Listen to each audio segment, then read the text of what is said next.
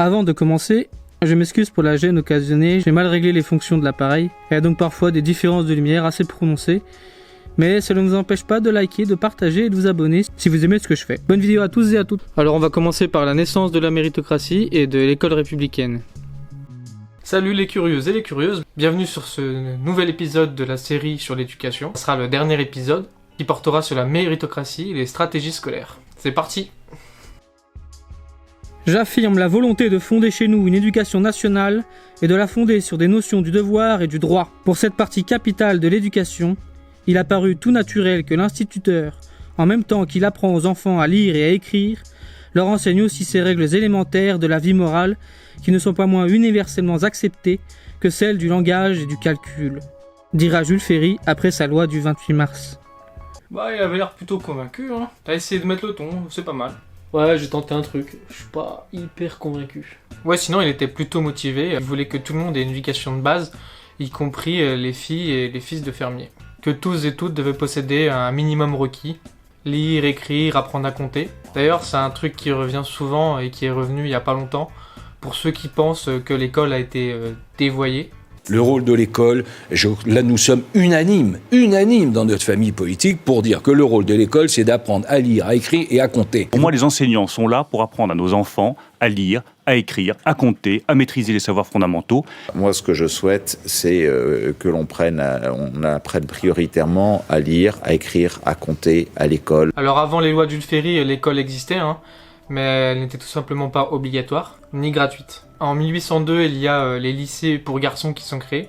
En 1833, la loi Guizot oblige les villes de plus de 6000 habitants à avoir une école primaire supérieure. Quelques exemples de ce qui existait avant les lois Jules Ferry de 1870 et quelques. Comme on l'a vu un peu dans les épisodes précédents, l'école républicaine s'est construite en opposition à l'ancien régime et à l'église, qui constituaient tous les deux une des bases de la structure de la société d'avant la Révolution. Mais tout en se construisant en opposition, ils se sont construits aussi sur les fondations, parce que dans une société, on peut pas comme ça faire table rase de tout, il reste toujours des sédimentations, que ça soit culturel, organisationnel, mental. Donc de même que les églises jouaient avant un rôle d'intégration, des régulations, l'école devait maintenant faire de même. Les prêtres ont été remplacés par les instituteurs, et l'école est un lieu sanctuarisé, au même titre que l'église est un lieu sanctuarisé, où les adultes et les entreprises n'ont pas leur place. C'est un lieu dédié à l'enfant et à la création du citoyen.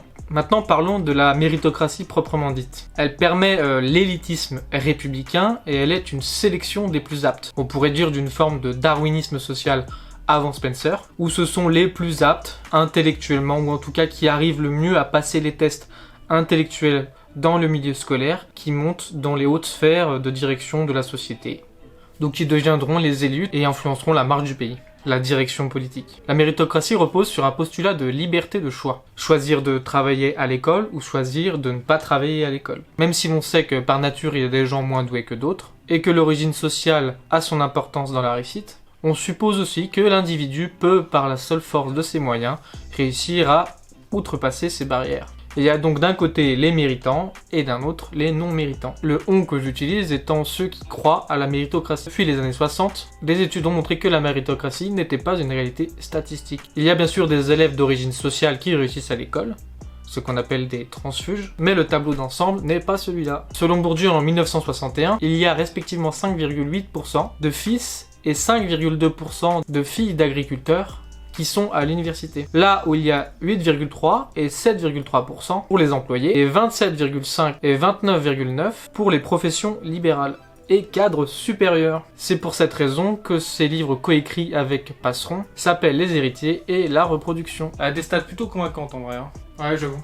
Pour Bourdieu, l'héritage culturel, ce qu'il appellera le capital culturel, influence fortement notre rapport à l'école. Si on a les bons comportements, si on a l'habitude de bien parler à la maison, si on connaît des auteurs, si à la maison il y a des livres sur les murs, etc.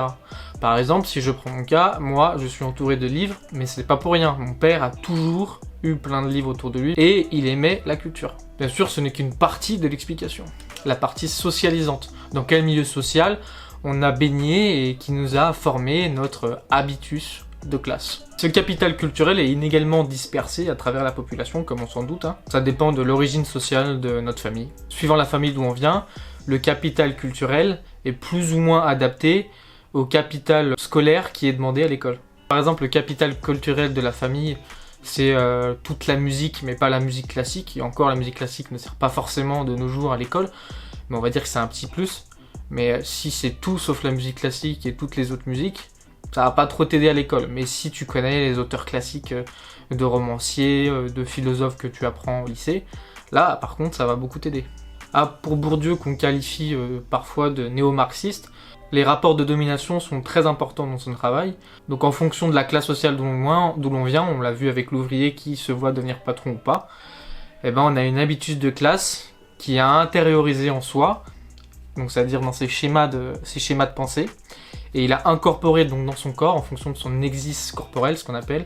Donc c'est la façon dont on bouge. Des élèves par exemple qui n'ont pas l'habitude de se comporter en classe de la manière dont il faut se comporter, s'ils jettent leur sac, s'ils sont bruyants ou ce genre de choses. Ça c'est une exis corporel qui n'est pas adapté à la culture scolaire. Par exemple, moi j'étais hyperactif. Bon, c'était pas une exis sociale, c'était une exis on va dire biologique. C'était pas adapté à l'école quoi. Mais là il parlait lui d'une exis corporelle héritée d'un habitus de classe différent de celui d'école. Donc lui c'est vraiment social, c'est pas biologique comme l'hyperactivité qui est un phénomène surtout biologique ou en tout cas neurologique. Boudon qui était un opposant académique et universitaire à Bourdieu, l'enfant lui a aussi vécu dans une socialisation différente, mais lui il le voit pas sous le prisme de la domination, du rapport de dominant et de dominé, il le voit sur une rationalité située, donc avec des stratégies scolaires différentes. Qu'est-ce que ça veut dire une rationalité située? C'est une rationalité, c'est la capacité qu'on a de réfléchir sur le monde. Donc qu'est-ce qu'on va faire demain? Planifier par exemple, c'est utiliser sa rationalité pour savoir ce que l'on va faire, comment on va procéder. Là on utilise sa rationalité. Donc une rationalité située, c'est une rationalité qui est située dans un milieu social, qui a créé de par les positions sociales, donc lui il emploie ce terme-là, position, dans l'espace social où on se situe, qui crée des dispositions, c'est-à-dire une inclinaison à penser de telle manière, à voir les choses de telle manière. Donc l'ouvrier ne verra pas l'école de la même manière qu'un fils de cadre. Voir les études longues et abstraites comme pas très intéressantes et finalement qui n'apportent pas de vrai boulot, qui ne servent pas à grand chose, etc. Bien sûr aussi, il verra que ça coûtera cher puisque ses parents n'ont pas forcément les moyens de financer ses études. Donc ça sera des coûts supplémentaires, soit pour ses parents, soit pour lui qui va devoir travailler. Sa rationalité est située dans ce milieu-là qui lui fait voir les choses d'une perspective différente, que ça soit son point de vue économique ou social ou autre. Donc en général, les fils d'ouvriers, d'employés choisissent des études plus courtes et plus pragmatiques, plus utilitaires, qui rapportent des sous, on va dire, plus vite, où on trouve un métier plus facilement. Là où des personnes qui viennent de milieux un peu plus aisés, comme les cadres supérieurs, les professeurs, les enfants vont avoir tendance à choisir, poussés certainement par leurs parents, que ça soit des deux côtés, des études un peu plus abstraites, un peu plus longues où le boulot est un peu moins sûr, vu qu'il y a les ressources financières derrière, au cas où ils ne trouveraient pas de travail. Ouais, mais est-ce que c'est toujours d'actualité? Parce que ça a changé depuis le temps, non? Bah, d'après ce que j'ai pu voir dans mes lectures, ça a pas mal évolué, mais il reste quand même des trucs qui sont pareils. Bon, déjà, il faut préciser que l'école n'est plus la même qu'à l'époque de Bourdieu, dans le sens où il y a beaucoup plus d'élèves qui évoluent dans le supérieur qu'à son époque. Le bac fut créé sous le Premier Empire, donc par Napoléon, en 1808, et en 1951, soit près de 150 ans après, il y avait seulement 5,3% d'une génération qui l'obtenait, alors qu'ils étaient près de 88% en 2016. De nos jours, ce n'est pas le bac qui différencie, mais le type de bac et l'école où on l'a passé. Dans une époque, par exemple en 1951, où il n'y a que 5% de la population qui a le bac c'est quelque chose. Alors que dans une époque où il y a 88% des personnes qui ont le bac, entre guillemets, c'est bizarre de ne pas avoir eu le bac. Dans une société où tout le monde l'a. 77% des enfants de cadres et de professions intellectuelles supérieures ont le bac général, 14% le technologique et 9% le professionnel. Là où les employés, c'est 53% pour le général, 26% pour le technologique et 35% pour le professionnel. Et pour les ouvriers, 35% pour le général, 24% pour le technologique, 41% pour le professionnel. On voit qu'il y a de larges disparités. 41% des enfants d'ouvriers ont le bac professionnel, donc des études courtes avec des métiers à la clé. Et 77% pour les cadres supérieurs et intellectuels en ce qui concerne le bac général. Donc des études plus abstraites, plus longues et plus incertaines. Comme on peut le voir, le problème c'est déplacer de l'origine sociale à l'accès aux études supérieures, de l'origine sociale au type de bac réalisé. L'inégalité c'est donc bien déplacer du bac à quel bac. On pourrait aussi décliner les inégalités de parcours en fonction du genre. Les femmes vont plutôt vers des études littéraires et du care, le soin, infirmière, institutrice, psychologie, etc. Ce que Bourdieu appelait le milieu de la maison, du soi, de l'interne, des émotions. Elles font moins d'études très théoriques et scientifiques et vont moins en doctorat, alors qu'elles sont pourtant plus studieuses à l'école que les garçons, de par une éducation genrée qui repose en partie sur un apprentissage de la docilité. Les garçons vont quant à eux faire plus d'études scientifiques, moins de care. De par l'éducation genrée, ils ont aussi moins d'autodiscipline, et sont donc moins sérieux à l'école, ce qui pourtant les met au-dessus en termes de longueur d'études, en étant par ailleurs en dessous au niveau des résultats scolaires. En d'autres mots, dans les études, les femmes sont devant les garçons en termes de qualité, et derrière en termes de quantité. Tiens, petite question. À votre avis, est-ce que c'est juste de juger les élèves par leurs résultats scolaires? Attends, si je me souviens bien, ça dépend de la notion de justice que l'on a, c'est ça?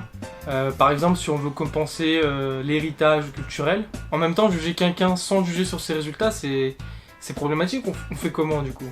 En tout cas, ça remet en question la méritocratie. Peut-être pas totalement, car ce que je dis là est général et manque un peu de nuance. Par exemple, est-ce que ça concerne toutes les filières, comme celle des sciences dures ou des sciences humaines? Et est-ce que cela se présente dans les deux filières de la même manière? D'autant que les questions socio-économiques seraient à détailler dans le parcours de l'étudiant, et même quand il est enfant, afin de détailler comment elles agissent sur celui-ci. Ouais, mais toi, t'en penses quoi? Moi, je me rapproche de la vision de Dubay qui parle de fiction nécessaire par rapport à la méritocratie. Elle permet de faire fonctionner la société telle qu'elle est. Donc quand je dis que je suis d'accord avec Dubay comme fiction nécessaire, dans le cadre de ces sociétés comme elle est actuellement. Si on crée une nouvelle société avec d'autres règles qui la régissent, une autre structure, pas d'hiérarchie, moins d'hiérarchie, etc., il n'y aurait plus besoin de ce concept de méritocratie. En tout cas, on peut penser qu'il ne serait plus nécessaire. D'ailleurs, certains ont essayé d'imaginer cette société où les enfants étaient écartés dès le départ de leur famille pour éviter l'influence de la socialisation différenciée en fonction de l'origine sociale, pour éviter les inégalités de départ, et les mettre comme ça dans des écoles dès leur petite enfance, afin qu'ils grandissent tous de la même manière, avec les mêmes possibilités de réaliser leurs capacités. Donc il y a un nivellement comme ça des conditions socio-culturelles, afin d'être plus égalitaire. Est-ce qu'il faut en arriver là pour créer une société où la méritocratie n'est plus nécessaire en tant que fiction structurante et qui fait fonctionner la société? Je ne sais pas. Pour réduire les inégalités de départ, c'est quand même difficile. C'est vraiment le milieu familial, c'est le milieu avant l'école, donc c'est le milieu hors de l'école, donc c'est délicat d'intervenir dans ces moments-là qui sont des moments intimes, des moments de famille. En plus, l'État ne peut pas se mêler de tout. Bon, pour les inégalités, on va dire de parcours scolaire proprement dites, des choses ont été faites, comme par exemple Richard Descoings, l'ancien directeur de Sciences Po Paris, qui a créé les conventions d'éducation prioritaire en 2001, afin de diversifier les profils sociologiques. Dispositif qui existe maintenant dans plusieurs écoles comme HEC ou Polytechnique. Massification et démocratisation scolaire. Comme on a pu le voir avec les statistiques, l'école s'est petit à petit démocratisée. Tous les parents ont pour obligation de scolariser leur enfant de 3 à 16 ans. Quand on parle de massification scolaire, on fait référence aux années 60, puis plus tard aux années 80 avec le voyage de Chevènement au Japon, qui a été très impressionné parce que là-bas, même les ouvriers avaient le bac, ou en tout cas son équivalent. Quelques temps après sa visite au Japon, le slogan de 80% au bac fut lancé par celui-ci, ainsi que le bac professionnel, et 17 ans après celui technologique. Donc c'est depuis les années 60 qu'on parle d'inflation diplômante, d'inflation scolaire et de massification. C'est aussi depuis cette date que le nombre de filières universitaires s'est considérablement développé. Le bac passe de 3 filières à 24 et de nombreuses licences et masters sont développées. Les stratégies scolaires.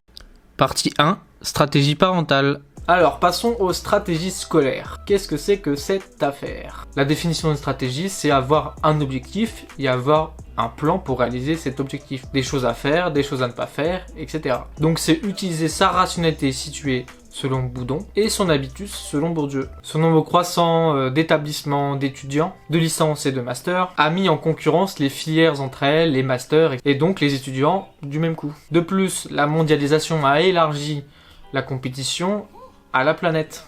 Un classement des universités qui s'appelle le classement de Shanghai qui évalue les universités en fonction de critères. Donc ceux qui ont les meilleures notes dans leur pays, en général, vont dans les meilleures écoles mondiales, telles que Harvard. D'où l'apprentissage de l'anglais, qui a de plus en plus la cote. Certains parents utilisent justement des stratégies parentales et apprennent plusieurs langues à leurs enfants, soit en la parlant eux-mêmes, soit en les inscrivant à des cours. Alors l'enjeu bien sûr pour les parents qui inscrivent ces enfants à ce genre de cours très tôt, c'est de leur donner tous les cartes en main pour réussir dans la vie. Donc pour avoir un bon diplôme dans une belle université et si possible renommé mondialement parce qu'il aura moins de mal pour trouver son métier. En prenant une loupe, il y a des stratégies, on va dire, au niveau plus local, que ce soit au niveau national ou au niveau régional. Par exemple, comme je l'ai dit, en cherchant le meilleur lycée, ça c'est une stratégie plus locale, on va pas le chercher dans un autre pays, une autre nation. On va le chercher dans sa région et certains parents utilisent aussi encore une fois des stratégies parentales, ceux qui ont les moyens, et louent des appartements dans des quartiers où il y a une bonne école, sans y habiter dedans, mais juste pour avoir cette adresse-là, donc pour être dans le quartier de l'école et pouvoir faire entrer leur enfant. Car ils savent très bien que même la note obtenue dans un lycée, par exemple 17, une très belle note dans un lycée, peut valoir pour 11 dans un autre lycée. Et avoir son bac dans un lycée renommé vaut plus que d'avoir son bac dans un lycée pas renommé. Qui plus est, si on a une bonne note. Donc là, les parents utilisent des stratégies individuelles, c'est-à-dire ils pensent à eux. Bon, en l'occurrence, c'est leur enfant, mais c'est leur enfant, c'est pas celui de l'autre.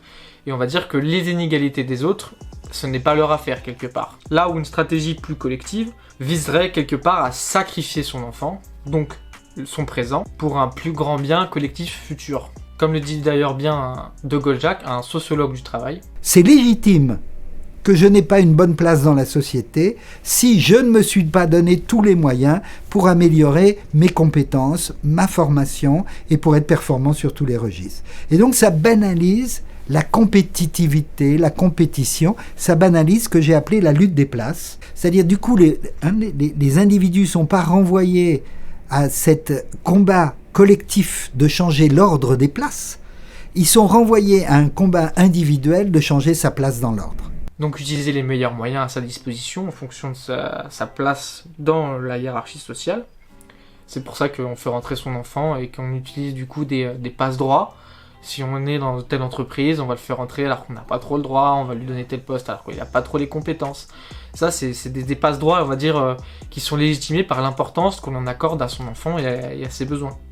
Donc c'est des stratégies individuelles. Alors la massification, la démocratisation scolaire, l'ouverture avec la mondialisation a aussi eu pour conséquence, avec l'intensification des échanges, la capacité à voyager plus facilement, a pour conséquence un raccourcissement du temps perçu. Le temps passe plus vite, on a l'impression d'avoir moins de temps pour faire toutes ces choses. On a l'impression de jamais être en avance sur ses études, d'être toujours en retard par rapport aux autres. La comparaison ascendante, donc la comparaison avec ceux qui sont plus avancés que nous, est plus accessible. Donc on se sent toujours pressurisé, sous pression, en dépression. Selon Hartmut Rosa, cette accélération sociale se subdivise en 3 parties. L'accélération par l'innovation technique, donc la capacité de voyager, la technologie qui permet la comparaison ascendante, l'accélération par le changement social, le travail, par exemple on nous dit qu'on ne gardera jamais le même travail toute notre vie, il faudra changer de travail, puisque la technologie avance tellement vite, les lois changent, donc une constante évolution sociétale, et l'accélération du rythme de nos vies, d'où le sentiment de ne jamais avoir assez fait, d'aller voyager là où il faut voyager, de voyager autant qu'il faut voyager, d'avoir les diplômes qu'il faut avoir. De plus, cette accentuation sur les stratégies individuelles ont pour conséquence une surresponsabilisation des personnes. Parce que si ils sont libres de choisir des stratégies, donc de travailler ou de ne pas travailler à l'école par exemple, ou d'avoir mal choisi la discipline qui t'a donné le mauvais travail. S'ils ont eu pour choix une mauvaise stratégie, eh ben c'est de leur faute. Bien sûr, je ne dis pas qu'il n'y a strictement aucune responsabilité individuelle dans le choix que l'on fait de son parcours scolaire, ou dans les actions que l'on peut avoir au quotidien. Mais la responsabilité n'est pas qu'individuelle, elle est aussi collective. De plus, on n'est pas totalement responsable de sa capacité scolaire, donc qu'elle soit bonne ou mauvaise, ni de sa volonté, de sa créativité, de sa persévérance, etc. Une stratégie collective vise à améliorer le sort de tous, mais peut-être l'améliorer moins par rapport à si on fait une stratégie individuelle. C'est plus facile d'améliorer sa propre situation que d'améliorer plusieurs individus par un combat collectif, mais dans une société qui se préoccuperait des personnes les plus fragiles, les moins capables, les moins intelligentes, c'est ce qu'il faudrait faire. Partie 2. Stratégie étudiant et étudiante.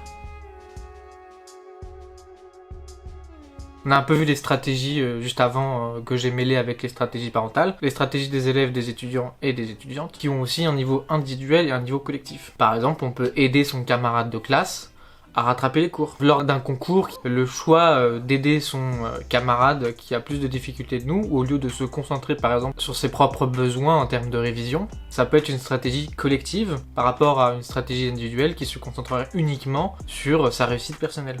Vu que l'entrée est limitée en nombre de places dans un concours comparé à la fac par exemple, il y a plus de chances, je n'ai pas vu d'études sur le sujet, mais en tout cas je pense qu'il y a plus de chances qu'il y ait des stratégies individuelles comparées à la fac où nous, on avait dans notre université des stratégies collectives sans aucun problème.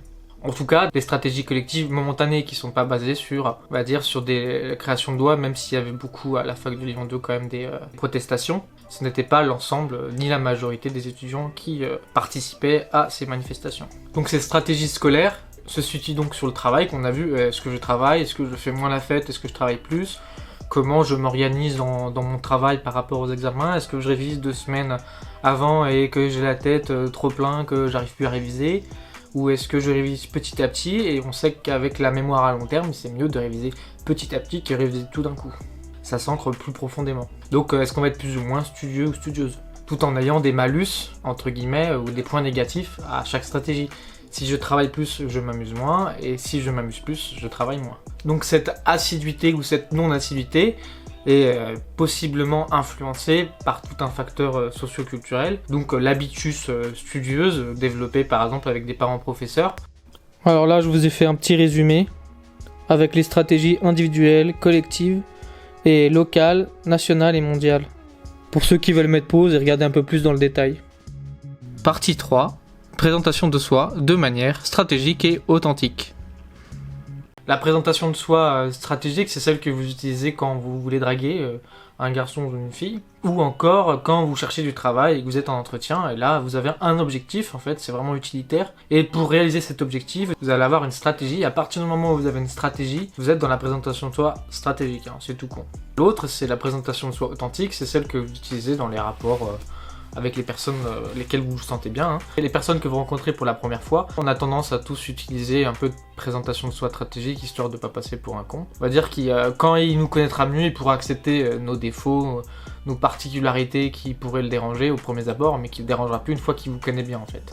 Donc dans cette stratégie authentique, vous êtes vous-même en fait, tout simplement. Donc c'est plutôt avec la famille et les amis. L'une est plus basée sur la relation personnelle et l'autre sur une relation utilitaire. Donc dans le cadre de notre sujet sur l'éducation, je vais prendre 2 exemples. Un sur les devoirs que vous pouvez faire, les dissertations, que ce soit à la maison ou dans un examen. Et le deuxième sur les lettres de motivation que vous faites pour les stages, mais surtout là, en l'occurrence, pour rentrer par exemple en master. Parmi toutes les manières possibles et imaginables pour faire un devoir, il y a 2 possibilités. Il y a celle de le faire en écrivant ce que l'on a envie d'écrire, et celle que l'on fait en écrivant ce que l'on pense que le prof a envie qu'on écrive. Donc en fonction de ça, on ne développera pas de la même manière, on mettra pas les mêmes arguments, pas les mêmes thématiques, pas les mêmes auteurs. En gros, notre travail sera tout simplement différent. Donc en psychologie du travail, ça c'est un thème d'ergonomie, ce qu'on appelle la tâche intériorisée. Donc c'est la capacité que l'étudiant, en l'occurrence, a de déduire ce que le professeur attend de lui. Donc c'est de bien comprendre la tâche qui lui est demandée, et qui n'est pas forcément explicite. Le professeur ne sait pas lui-même des fois ce qu'il attend réellement. Donc ceux qui arrivent le mieux à savoir ce qu'on attend d'eux ont plus de facilité à l'école et ont de meilleures notes. S'ils choisissent de réaliser cette présentation de soi stratégique, en partant du principe que notre travail est toujours une partie de nous, on peut choisir de mettre de nous dans notre travail, donc présentation de soi authentique, en mettant les auteurs qui nous intéressent, les arguments que l'on pense réellement, ou faire une présentation de soi stratégique, donc utiliser ce que l'on pense être bénéfique pour avoir la meilleure note possible. Alors deuxième exemple, la lettre de motivation. Là aussi on peut essayer de draguer son interlocuteur ou interlocutrice. Donc draguer ça vient de drague, hein, quand on drague quelque chose de long, donc on le fait venir à soi. On va dire des choses flatteuses sur l'école par exemple, sur la filière, pourquoi on tient absolument à venir dans cette filière et pas dans une autre. Et cacher parfois ces réels projets qui sont pas totalement en adéquation avec les objectifs de l'école, ce qui pourrait laisser à penser qu'on n'est pas la bonne ou le bon candidat. Ou on peut faire tout l'inverse de ça, ou un mixte des deux. À titre personnel, j'ai penché pour une stratégie authentique, et je pense que c'est en partie pour ça que je n'ai pas de master cette année. Ah mais t'es pas bien malin aussi, tes potes t'avaient prévenu. Bah écoute, j'avais envie de tester comme ça. Dernière partie de cette vidéo sur l'imposteur de Roland Gori. Selon Gori, l'imposteur est un miroir, donc il renvoie une image inversée de la société. Parce que c'est celui qui pratique le mieux la présentation de soi stratégique, qui a le mieux intériorisé les tâches, qui a le meilleur habitus pour se déplacer dans n'importe quel milieu, les milieux les plus aisés notamment, sans pour autant être le plus sincère dans ses réels objectifs. Car au final, ce qu'il recherche, c'est son avantage à lui. On pourrait dire que la classe bourgeoise, soit par le capital culturel fort, par le capital social, donc le réseau, le capital économique, la thune, elle est donc la mieux placée pour avoir les capacités d'adaptation dans ce monde où ces trois capitaux sont très importants dans la réussite. J'entends la réussite économico-sociale. Grosso modo pour avoir les meilleures places dans le monde du travail, celle où on fout rien. Que j'aborderai dans une prochaine série de vidéos, tellement j'ai bien ficelé mon truc. Voilà, la vidéo touche à sa fin, j'espère que ça vous a plu, et merci d'avoir suivi cette série de vidéos sur l'éducation, qui est dorénavant finie. Je vous retrouve prochainement pour une petite série de vidéos à partir d'un jeu vidéo et une autre plus grande série sur le monde du travail.